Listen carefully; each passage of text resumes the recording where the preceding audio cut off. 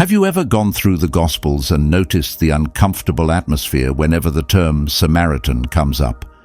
Have you ever asked yourself why that single word carried such deep disgrace, such intense fury, such a heavy past? Most believers hear Good Samaritan and picture a helpful outsider, but in the first century those words would have sounded like an offensive remark. Today we are traveling back in time to uncover how a nation torn apart, a sacred building reduced to rubble, ethnic hatred, and hundreds of years of bitter judgment created one of the most painful scars in the entire biblical narrative. And we will witness why Jesus walked straight into the center of that open wound and announced an entirely new way of living. Before we get started, I want you to join me in this discussion. If this topic already moves something inside of you, drop 77 in the comments so I can see that you are following along. Hit the like button, subscribe to this channel, and pass this video along to someone who is going through their own journey of brokenness and restoration. The story of how Israel became divided does not begin in disorder, but actually in its most glorious period. Under the reign of King Solomon, the nation experienced a degree of prosperity, peace, and global respect that had never been seen before in its entire existence. The great temple standing in Jerusalem served as a powerful reminder of God dwelling among his people, and rulers from faraway nations traveled great distances just to witness Solomon's incredible insight and abundant treasures. However, behind all that magnificence, something was quietly falling apart. The book of 1 Kings chapter 11 verse 4 reveals to us that Solomon's devotion was no longer complete toward the Lord the way his father David's had been. His numerous wives from foreign lands gradually influenced him to accept and even promote the worship of false gods. The spiritual foundation that once kept the entire kingdom unified started to crumble, even while the external displays of achievement appeared more impressive than ever before. Along with this gradual turning away from God, daily existence for ordinary Israelites was growing harder and harder. In order to maintain his massive construction efforts, his lavish royal household, and his powerful army, Solomon placed crushing taxes and mandatory labor upon the common people. What had started as a prosperous and united nation slowly transformed into a place where the tribes living in the northern regions especially felt overlooked and weighed down. Frustrations mounted, but they were mostly held back while Solomon was still alive. The people witnessed the magnificence all around them, but they also carried the heavy burden on their shoulders. Underneath the shiny golden exterior, bitterness was burning quietly like embers, just waiting for something to set them ablaze. That moment of ignition arrived when Solomon passed away and his son Rehoboam rose to power. He received a kingdom that appeared mighty on the surface, yet was extremely vulnerable at its core. Leaders representing the northern tribes approached him with a straightforward request: reduce the difficult work and the crushing demands that Solomon had placed upon them, and they would continue to pledge their allegiance. The older advisors who had worked alongside Solomon urged Rehoboam to pay attention, to care for the needs of his subjects, and to earn their devotion. But Rehoboam dismissed their wise guidance. Instead, he listened to the young men he had grown up with, who pushed him toward arrogance and cruelty. Their pressure resulted in a choice that would prove disastrous. In a single moment that would alter the course of Israel's future permanently, Rehoboam responded to the people with complete contempt. "My father placed a heavy load on you, I will place an even heavier one." With those harsh words, the delicate bond holding them together broke into pieces. The northern tribes refused to bow down and departed. 10 of the 12 tribes separated to create the northern kingdom called Israel, and they eventually made Samaria their main city. Only the tribes of Judah and Benjamin stayed faithful to David's royal line in Jerusalem. What started as a disagreement over leadership grew into a permanent spiritual fracture, a deep injury in the community of God's chosen people that would remain unhealed throughout the entire Old Testament account. When the kingdom broke apart and Jeroboam rose as the first ruler of the northern region, he immediately sensed the difficulty of his situation. Although he possessed governmental authority, he was afraid of losing the emotional connection with his subjects. According to the instructions given through Moses, the location where God had determined worship should take place was in Jerusalem within the southern kingdom under David's descendants. Jeroboam grew anxious that if his citizens continued journeying there for the important religious celebrations and offerings, their devotion would slowly return to Judah. Driven by anxiety rather than trust in God, he reached a conclusion. He constructed 2 statues shaped like golden calves, placing one in the city of Bethel and the other in Dan, declaring, "These are your deities, people of Israel." What originated as a calculated political move became a spiritual catastrophe that would define the northern kingdom for many generations to come. These golden calf statues were far more than mere sculptures. They stood for a deceptive sense of protection and a corrupted approach to honoring God. The citizens were informed they could worship the God of Israel while completely disregarding what he had commanded. As time passed, the practice of worshipping false gods expanded and increased throughout the land. Elevated shrines, sacred platforms, and temples dedicated to foreign deities appeared everywhere across the territory. The Lord did not abandon them without sending warnings. He dispatched messengers like Elijah and Elisha to stand against rulers, summon flames from the sky, and demonstrate that the Lord alone holds divine authority.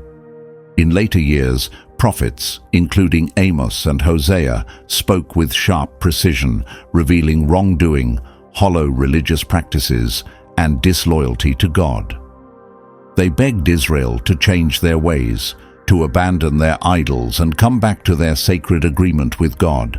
But despite miraculous signs, powerful demonstrations, and endless appeals to transform, the northern kingdom continued down its path of defiance. Eventually, the long-suffering patience of God reached its limit and gave way to punishment. In the year 722 BC, the powerful Assyrian Empire descended upon the northern kingdom with overwhelming force.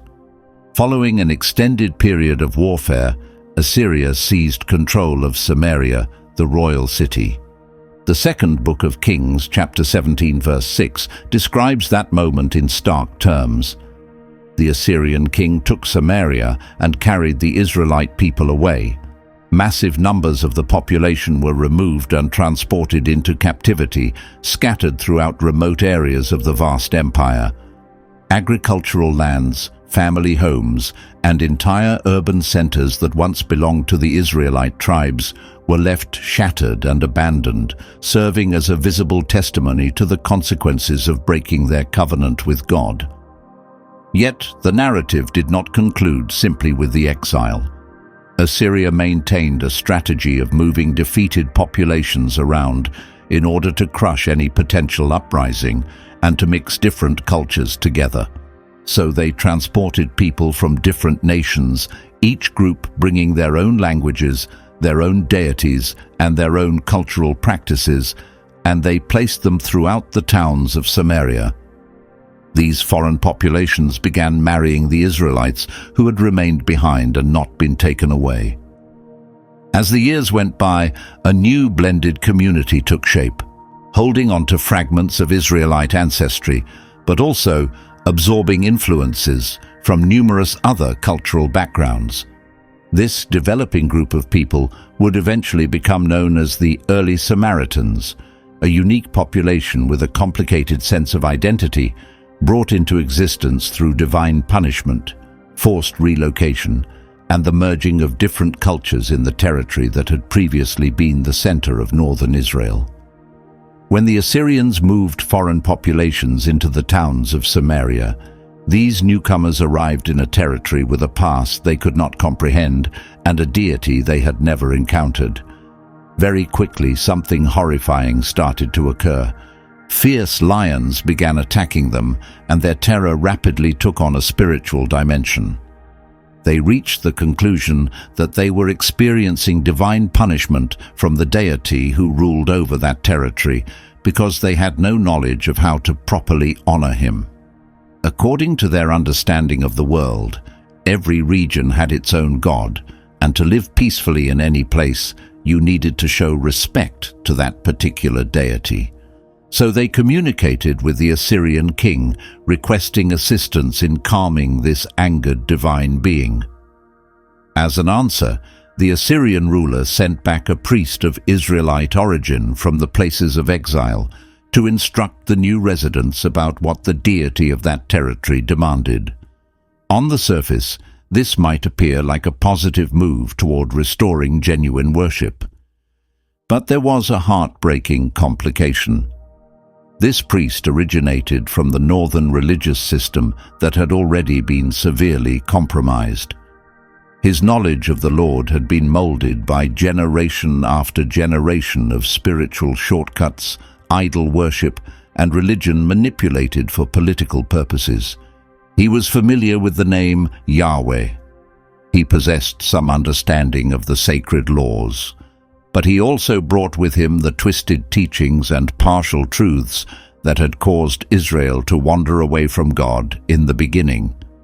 Rather than a genuine restoration of faithfulness to the covenant, the conditions were being prepared for an entirely new type of spiritual confusion. The outcome in Samaria was neither a complete departure from pagan worship nor a wholehearted return to honoring the one true deity. It became a combined religion, a mixture of Israelite faith and practices brought from other lands. The second book of Kings, chapter 17, verse 33, describes the situation with heartbreaking accuracy. They honored the Lord, but they also continued serving their own foreign deities. They spoke his name, followed certain traditional practices, and made room for Yahweh in their lives. But they never abandoned the other gods or the ceremonial practices they had carried with them from their original homelands. Their belief system was divided right down the center, part genuine covenant relationship, part spiritual compromise. This mixing of religions, this combination of partial Yahweh worship and partial pagan practice, became the foundation upon which what would later be identified as Samaritan worship was built. As time progressed, this religious blending shaped not only their spiritual existence, but also how others perceived them. For Jews in later generations, the history of the Samaritans was not merely sad, it was deeply insulting. They were considered spiritually corrupt because their worship practices did not align with the law that had been delivered through Moses. They were regarded as ethnically impure, a population that had come into being through marriages with people from foreign lands. They were deemed spiritually untrustworthy, individuals who could not be relied upon to properly handle the sacred matters of God. In the perspective of Jewish people, they existed outside the boundaries of the true covenant community, neither completely pagan nor completely devoted to God. This perception gradually hardened into open scorn, transforming a historical injury into a profound and enduring animosity between Jews and Samaritans that would continue to resonate all the way into the lifetime of Jesus. Hundreds of years passed, and the global powers that had once appeared unbeatable rose to prominence and then crumbled one after another. Assyria, the empire that had dispersed the northern tribes and populated Samaria with foreigners, eventually collapsed. Babylon emerged to take its place, defeated Judah, demolished the temple standing in Jerusalem, and transported many of the southern Jewish people into captivity. Yet Babylon also eventually crumbled before the growing might of Persia. Under the governance of Persian rulers, a fresh chapter in history commenced. Persian monarchs released official proclamations permitting the exiled Jewish people to journey back to their ancestral land and reconstruct both the city of Jerusalem and the dwelling place of the Lord. What had been nothing but ruins for many decades now transformed into a construction project filled with hope as returning exiles began laying the groundwork for a brand new temple. It was during this delicate period of reconstruction that the journeys of Jews and Samaritans intersected once again in a way that would prove decisive. When the Samaritans learned that the returned exiles were constructing a temple for the God of Israel, they approached Zerubbabel and the leaders of Judah with what appeared to be an offer of partnership. "Allow us to assist you in building," they requested, "because just like you, we worship your God and have been offering sacrifices to him." From their point of view, they possessed a shared connection to the God of Abraham, Isaac, and Jacob. They had their own long history of worship in that territory and were convinced they also deserved a role in this restoration project. But the leaders of Judah did not interpret things the same way. In their view, the mixed heritage of the Samaritans and their combined religious practices made them unfit to participate in something as holy as reconstructing the temple of the Lord. Zerubbabel, along with the other family leaders, responded with firmness, "You do not have any role alongside us in constructing a temple for our God. We by ourselves will build it for the Lord, the God of Israel." That rejection caused a deep wound. What could have served as an opportunity for reconciliation instead intensified the feeling of division. The Samaritans, who were already looked upon with doubt, now faced a public and formal refusal that confirmed their status as outsiders according to Jewish standards. The friction did not stay limited to hurt feelings alone. It developed into deliberate opposition. The Samaritans, together with other surrounding populations, started working against the rebuilding project by using political connections, making accusations, and spreading discouragement to delay or completely halt the construction. Over the course of time, as the separation became more firmly established, the Samaritans made a significant decision of their own. They created their own separate place of worship on Mount Gerizim, firmly believing that this particular mountain, which is referenced in passages such as Deuteronomy chapter 11 verse 29 and Joshua chapter 8 verse 33, was the authentic location God had selected for his presence and for blessing his people. With that action, the division between the two groups took on a physical and visible form through architecture. Two distinct peoples, two separate temples, two competing claims to being the true covenant people. What had originally been mainly a question of historical background, ethnic heritage, and governmental matters now solidified into a spiritual competition. For Jewish people, the temple standing in Jerusalem was the only legitimate dwelling place of God. For Samaritans, Mount Gerizim was the holy mountain. Each group viewed the other not simply as different, but as completely mistaken. The bitter feelings between them became intertwined with their worship practices, their sacred writings, and their understanding of their own identity, creating a division that seemed not temporary, but everlasting. As the centuries continued to pass, the friction between Jews and Samaritans did not diminish. It grew stronger. During the Maccabean period, when the Jewish people were battling for their freedom and religious integrity against foreign powers, ancient grievances were drawn into fresh struggles. The Hasmonean leaders, who descended from the Maccabees, were not merely political authorities, but also fierce defenders of what they considered to be authentic worship. Under their leadership, any competing temple, altar, or religious site that posed a challenge to Jerusalem was viewed as a danger that must be eliminated, not accepted. Around the year 128 BC, this attitude exploded into a decisive, violent action. John Hyrcanus, who served as both a Hasmonean high priest and ruler, launched a military campaign against Samaria and directed his focus toward Mount Gerizim, where the Samaritans had constructed their own temple many generations before. That temple represented the very core of Samaritan spiritual life, a location where they believed God had decided to establish his name. For them, Gerizim was not simply an alternative option. It was, according to their conviction, the authentic mountain where blessing was given.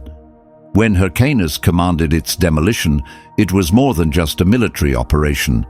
It was a direct attack on Samaritan identity and religious belief.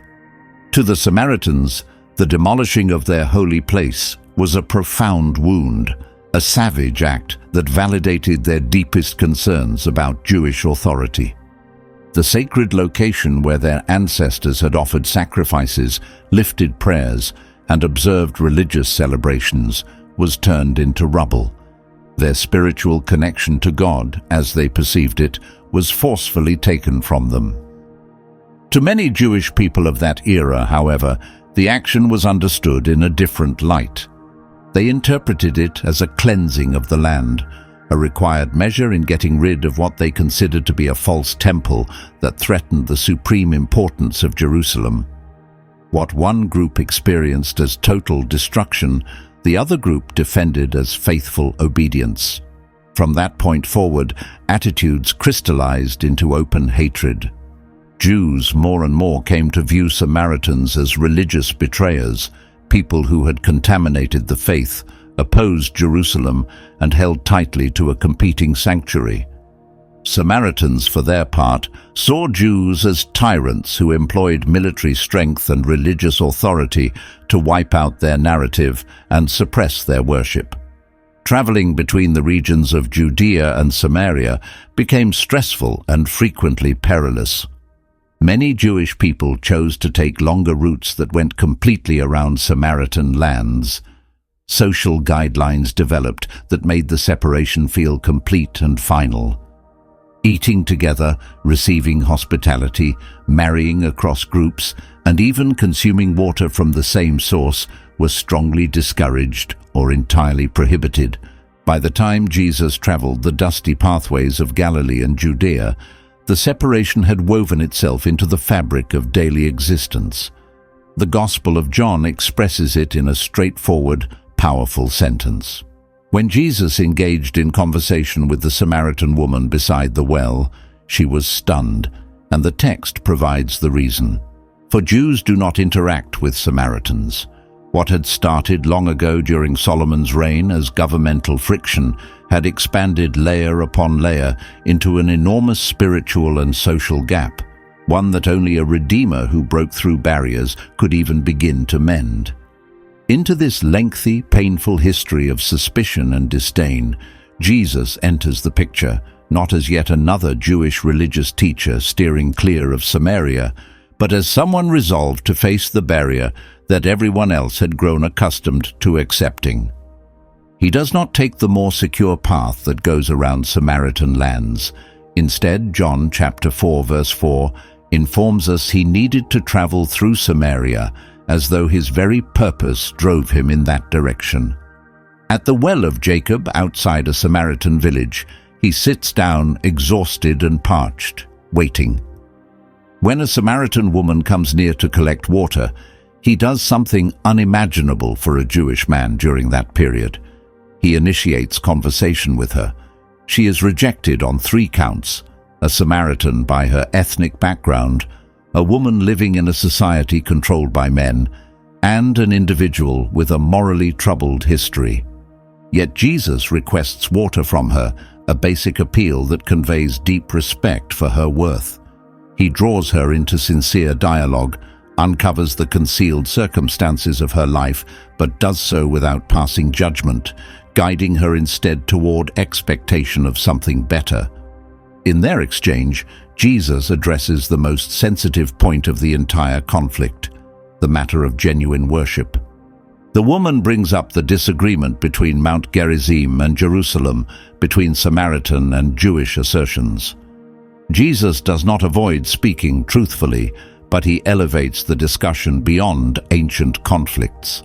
A time is approaching, he declares, and has actually arrived when those who truly worship will honor the Father in spirit and in truth. Worship will no longer be restricted to a single mountain or a single temple, but will be focused on the living God and the heart that has been changed by him.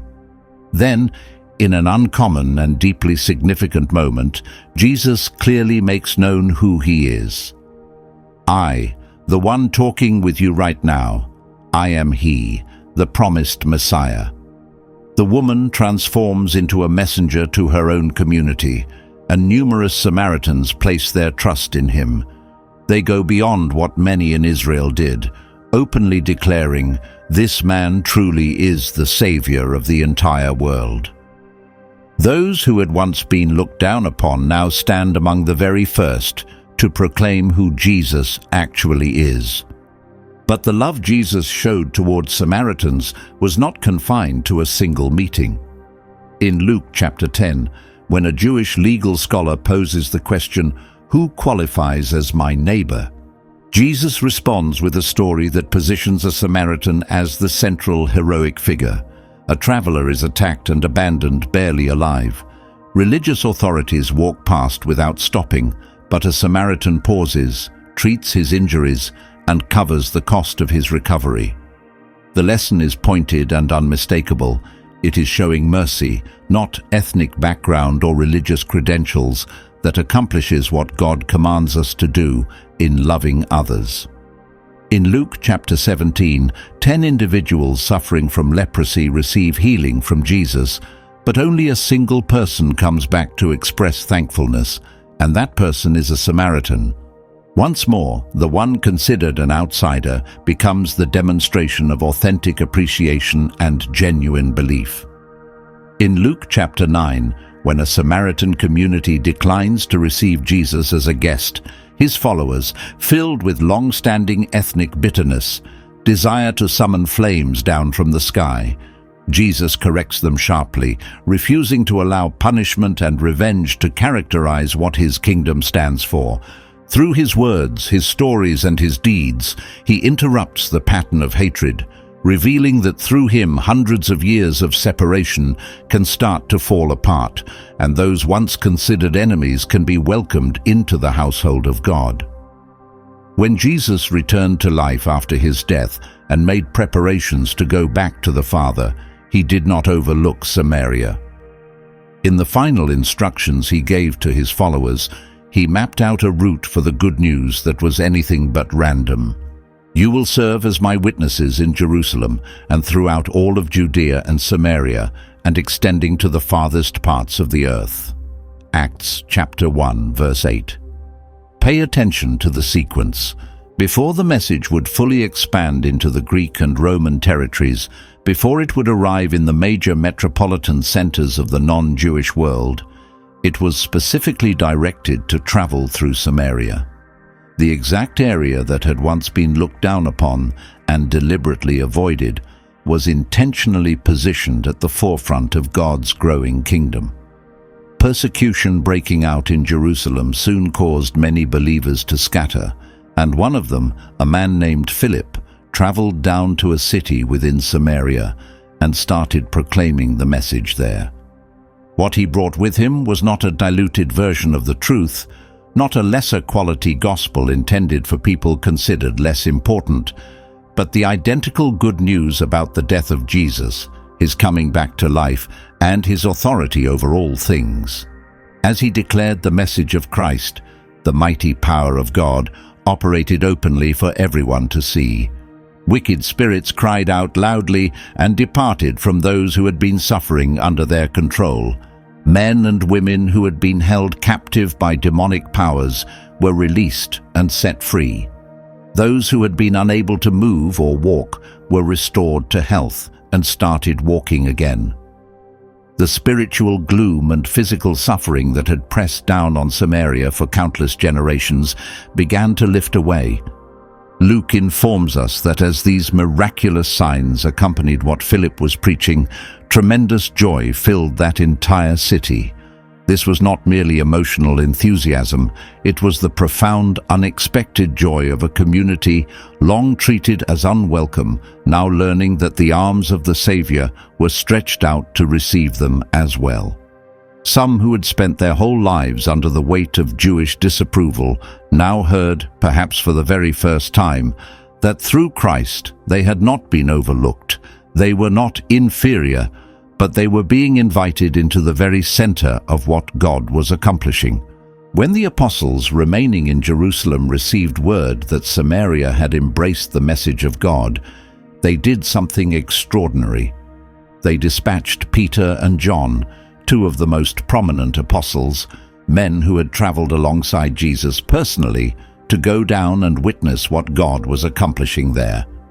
These were the same type of men who in earlier times would have hesitated before setting foot on Samaritan ground. Yet now they came, not to examine or to oppose, but to confirm and to pronounce blessing.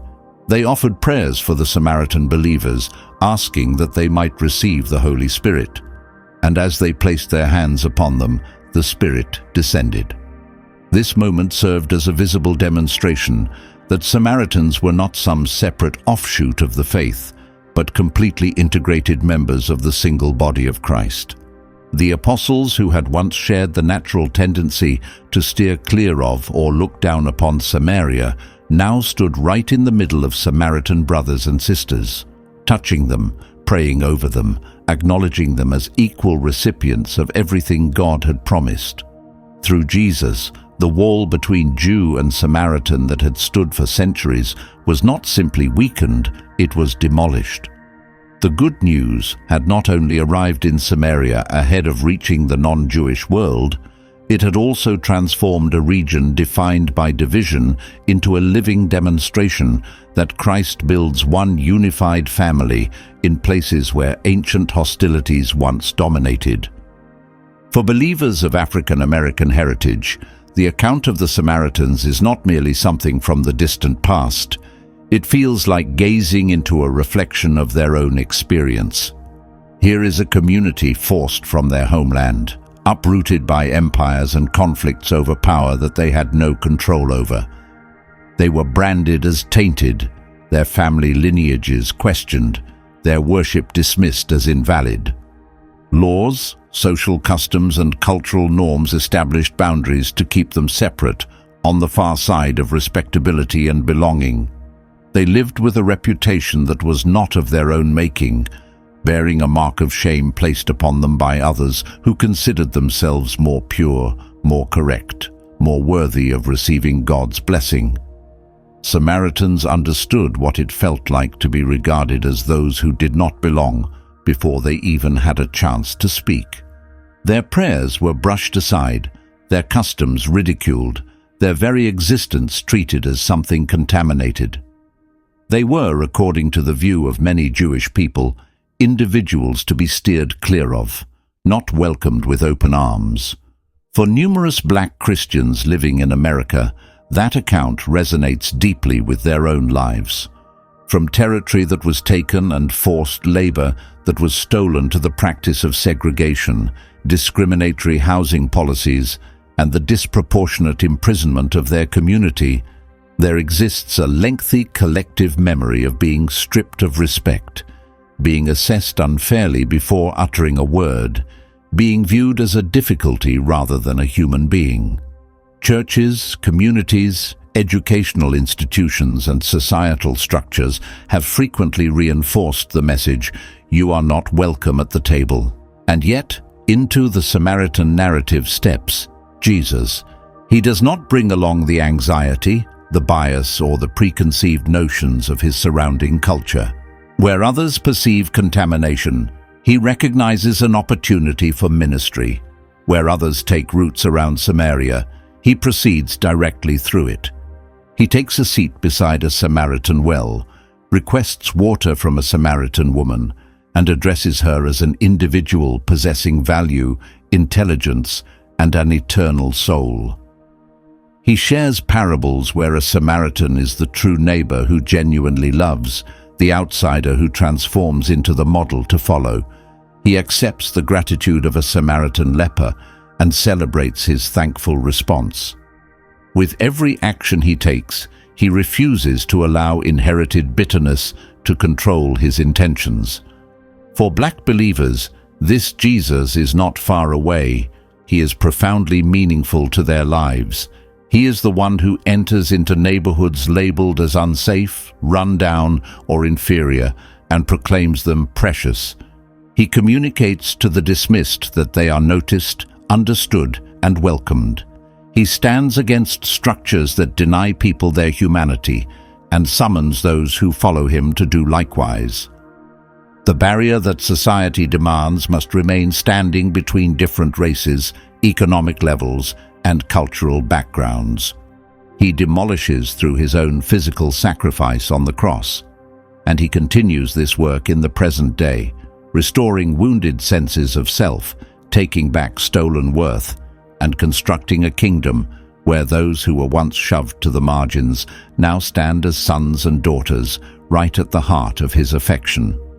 The account of the Samaritans is not simply a faraway section hidden somewhere in the records of long ago. It serves as a living reflection placed before every generation that follows. It functions as a cautionary message that separation once introduced and nurtured through anxiety, arrogance, and unfair judgment can solidify into hundreds of years of suffering if we permit it to grow. But it also stands as a mighty assurance that whatever humanity damages, Jesus possesses the power to restore. He entered into the existence of the woman nobody wished to engage with. He gave respect to the Samaritan man whom everybody looked down upon by positioning him as the central figure worth imitating. He released his spirit upon a population that everyone else deliberately traveled great distances to stay away from. That is the good news being demonstrated through action. That is what the reign of God appears like in reality. That is the compassionate nature of Christ reaching toward those who have been turned away, mending ancient injuries, and forming one unified household in locations where the surrounding society perceives only opponents. So we transform this account into a conversation with God. Lord, instruct us to perceive others the way you perceived the Samaritans. Remove from us our biased thinking, our self-importance, and our anxious hearts. Demolish every barrier we have constructed, those unspoken obstacles within our inner lives, within our households, within our places of worship, and within our local surroundings. Shape us into worshippers who approach you in spirit and in truth, not concealing ourselves behind customs or group identity. Shape us into neighbors who extend compassion when walking away would require less effort. Shape us into a single united community under a single Redeemer, Jesus Christ, who is our Lord. Amen.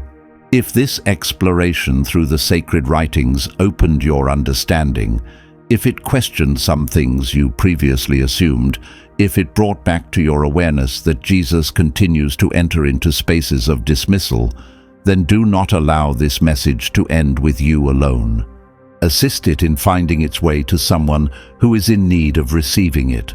Pause for a moment to press the like button on this video, send it along to someone you know, and type the number 77 in the comment section so the system recognizes that this account held significance for you. And if you are joining us for the first time, I encourage you to hit subscribe and activate notifications so you will always be informed when another Bible teaching arrives that communicates in a straightforward, understandable, and honest manner. I appreciate you taking the time to watch. I appreciate you joining me in prayer, and may the Lord pour out abundant blessing upon you. I am excited to journey through the next teaching alongside you,